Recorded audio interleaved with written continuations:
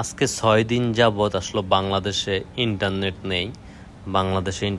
যারা প্রবাসে আছে তারা ফ্যামিলির সাথে আজকে 6 দিন তারা আসলে সুন্দর মতো ভালোভাবে যোগাযোগ করতে পারতেছে না। ফ্যামিলিতে যদি কেউ মারাও যায় তাদের শোনার সৌভাগ্য হচ্ছে না, তারা আসলে জানার কোনো বাও হচ্ছে না যে তারা আসলে জানতে পারবে তাদের ফ্যামিলিতে কেউ অসুস্থ হলে, কেউ কোনো আসলে বিপদে থাকলে যে তারা জানতে পারবে সেই জানার কোনো বাও নাই।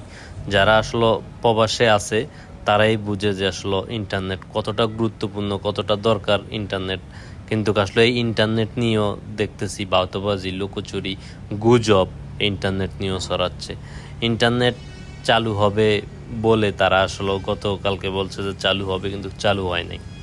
এখন এই ইন্টারনেট নিয়ে আসলে তারা গুজব ছড়ায়, গুজব করতেছে। অনেকেই বলতেছে আসলে ইন্টারনেট চালু হয়ে গেছে, আধা ঘন্টা 1 ঘন্টার জন্য চালু করছে আবার অফ করে দিছে।